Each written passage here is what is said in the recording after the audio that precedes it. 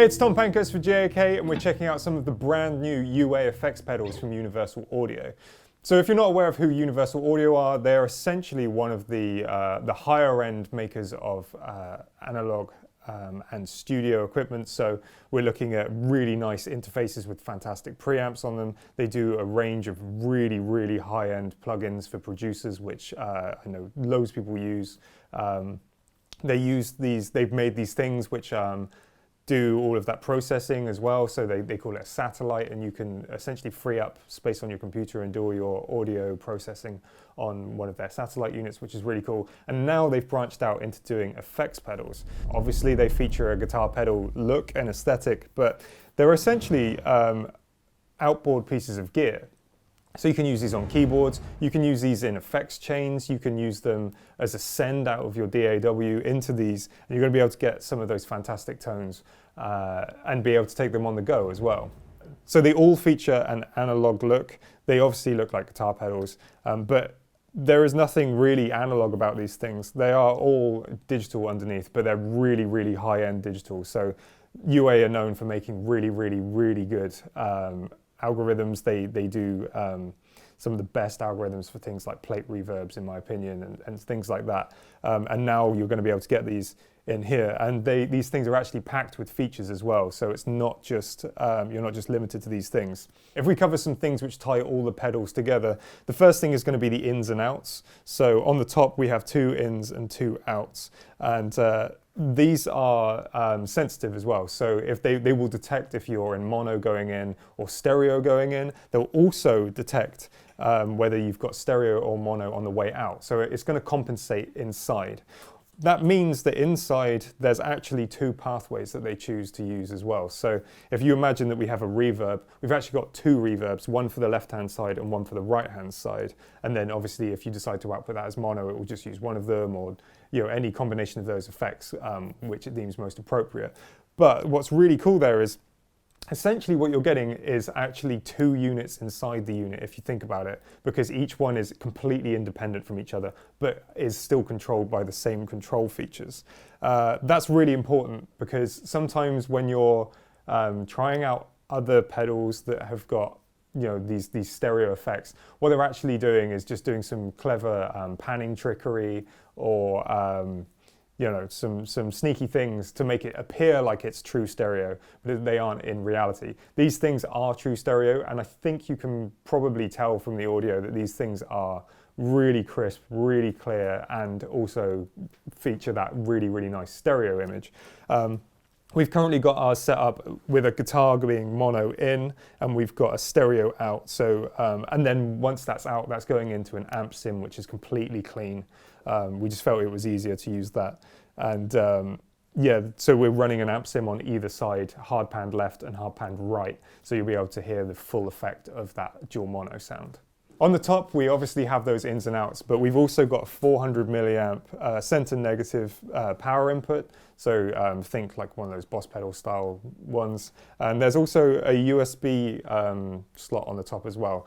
I think it's important to mention that these units don't have MIDI capabilities, and they don't feature audio over USB. That USB thing is only for updating the pedals, because you can update these because they're digital, and for registering them. So I don't know whether it's something they might consider in the future, but it'd be cool to see UA maybe moving into some things like that, because these things are obviously really high end and they sound great. But I think if you're after some of those MIDI things, you might be slightly disappointed. However, once you hear the sounds, you might not be disappointed.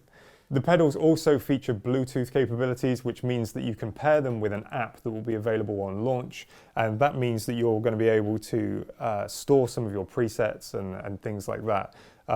All of the pedals, if we get into the preset thing, have this preset ability. Again, it's important to note that the preset feature is literally just one store of what you've done. So once you've got your settings how you like them, in this middle switch on this, you pop it down and it will store those things as a preset, and you can turn that preset on and you can turn that preset off depending on what you're doing. That means you can essentially have the pedal in 2 states. That's going to be your normal state, and then let's say you were doing a solo, you could slam on the preset, and it's going to change to whatever other settings you had. So it's pretty versatile there.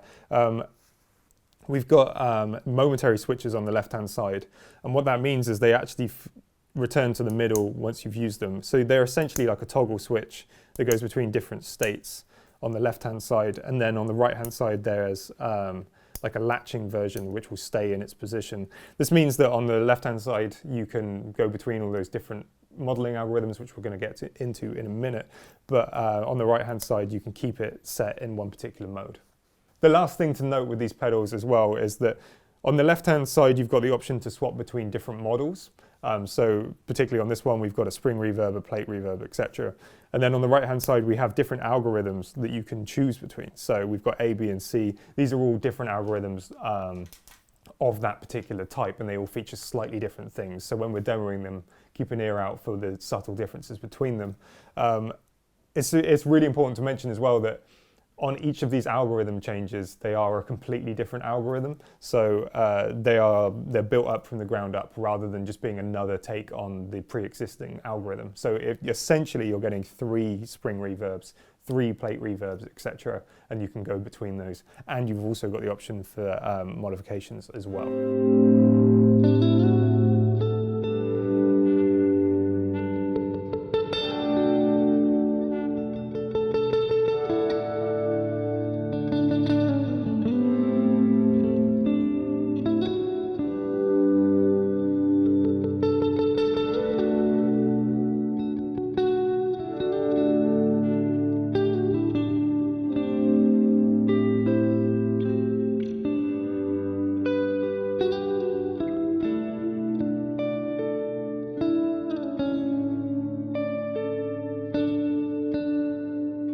So the first pedal we're going to jump into is the Golden Reverberator.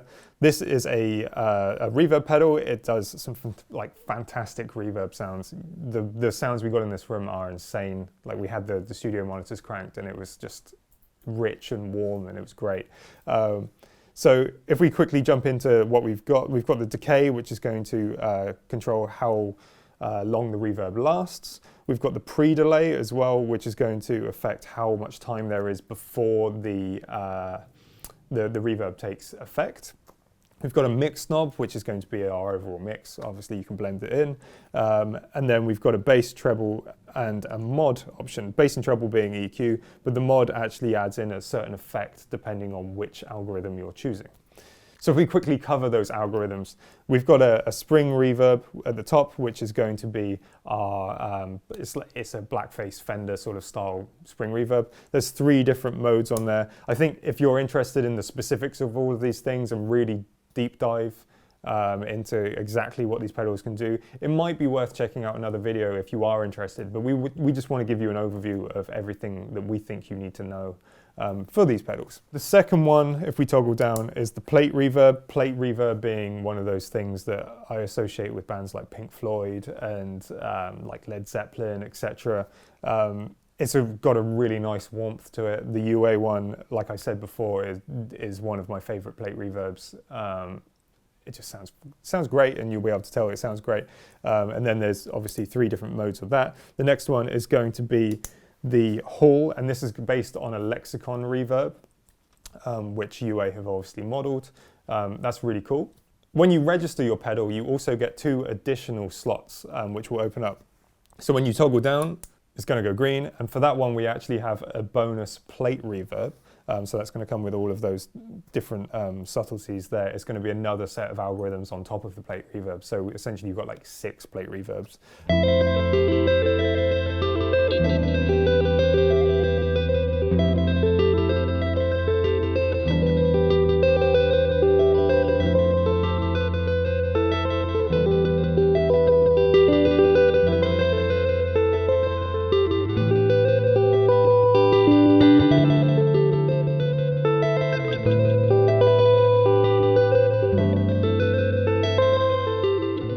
So the second pedal we're going to look at is the Starlight Echo Station. It's a delay pedal, which you would guess from the Echo Station thing.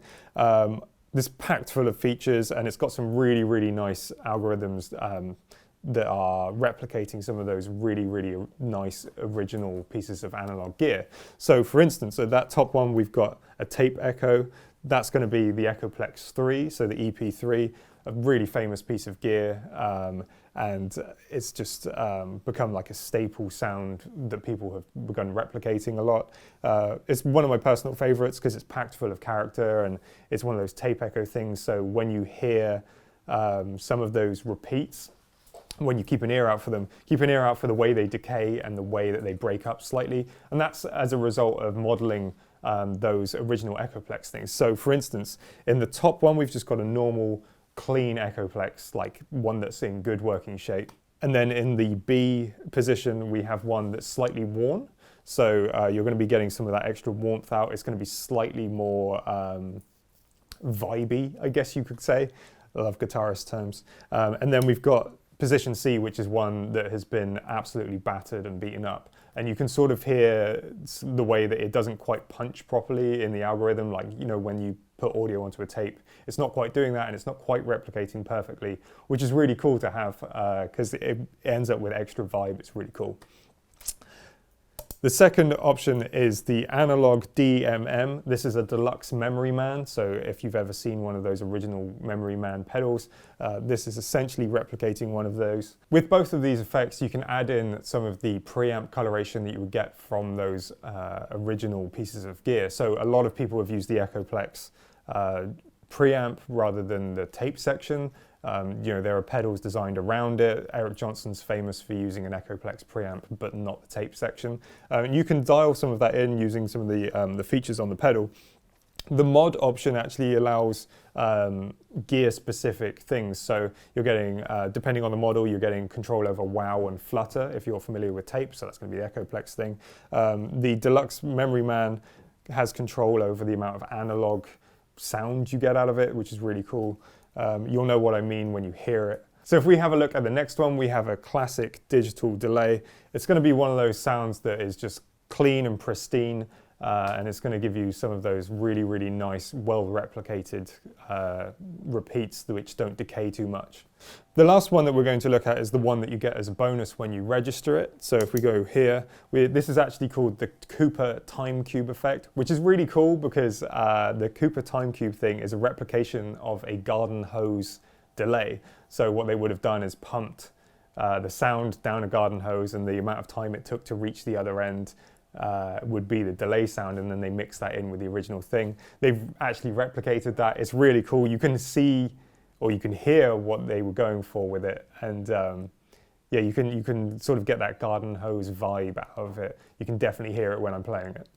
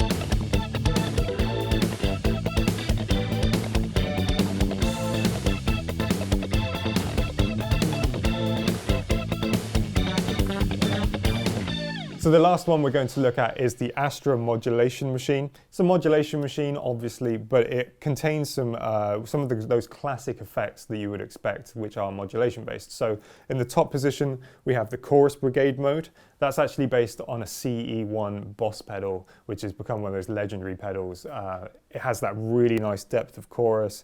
It feels great to play, and it sounds, you know, just huge and warm and inviting, and all those things that you'd expect from that original chorus. In the middle position, we have the flanger / doubler. That's actually based on some of those lo-fi sounds you get out of one of those original MXR studio flangers. It goes from like subtle thickening up of sounds to like crazy like sci-fi sort of things. We've decided when we've demoed these to not go too in depth with all of the knobs. There's clearly so much on these, and I think if we covered everything in all the positions, we'd be here for about a day. But hopefully you can get an idea of the vibe of each of these things, and if you're interested, you can go elsewhere. The next position is the Trem 65. This one's based on another of the Black Face's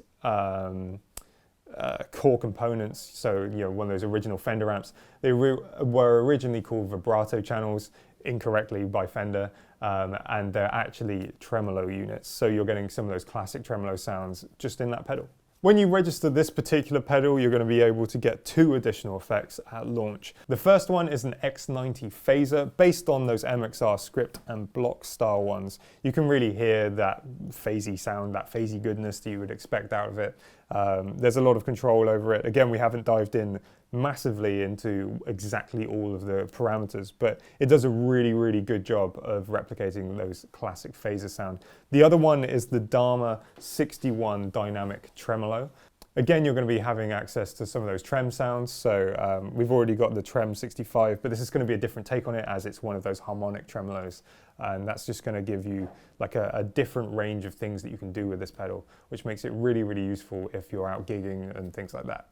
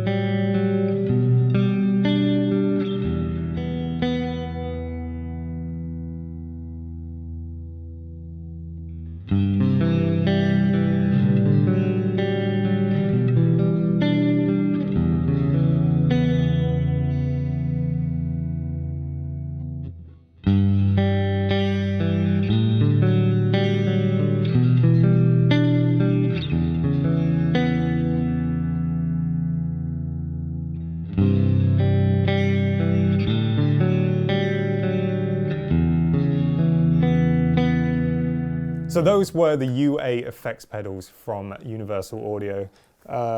These pedals are obviously designed to be absolute workhorse machines. They contain so much power, they've got so many good algorithms in it, you'd be really hard pressed to find something that was better in a hardware pedal, because they're on par with something that you would use in your DAW or something like that. They are that pristine. I think these are, I'm going to go out on a limb here and say I think that these are similar to Strymons, but different. So if you're looking at things like that, potentially you need to consider these on your board. Obviously, people have the holy trinity of Strymons on their board at the top. These will be the UA's answer to those. They have some of the best sounds, I think, that I've heard from a pedal. Like those reverb sounds especially are incredible. The delays are really, really well dialed in, and the idea that you can expand on these by updating them is going to be something that will keep you coming back for more and just give a bit more longevity to something which I think will probably just remain, at the top of its game for a long time. With the use of the presets, you're going to be able to get some recall of some of your settings. So if you were a gigging musician and you needed some of those effects for like a lead boost, or you do a lot of switching on the fly, these things are going to have you covered there because you've got the option to go between those presets. I think if you're a fan of UA and you wanted to be able to take some of your things on the road, then these are going to be fantastic. I genuinely don't think I could give UA any more credit here than they are due. They are at the top of their game. They are fantastically well done. I think the only thing potentially that they are missing is that MIDI capability if you're looking to replace something like a Strymon. But because these are analog interfaces essentially, you're going to be able to mess around with them just a little bit easier. I found it more easy to mess around with these than it was one of those larger units like a Strymon. They just appeared to be a little bit more fun to me. So if you were dialing in things on the fly, or you were messing around in a studio, these things are just going to be fantastic workhorses. I clearly really like them. Let us know what you think in the comments though. What did you think of the sounds? Do you like the stereo spread that we've got going on? Would you consider one?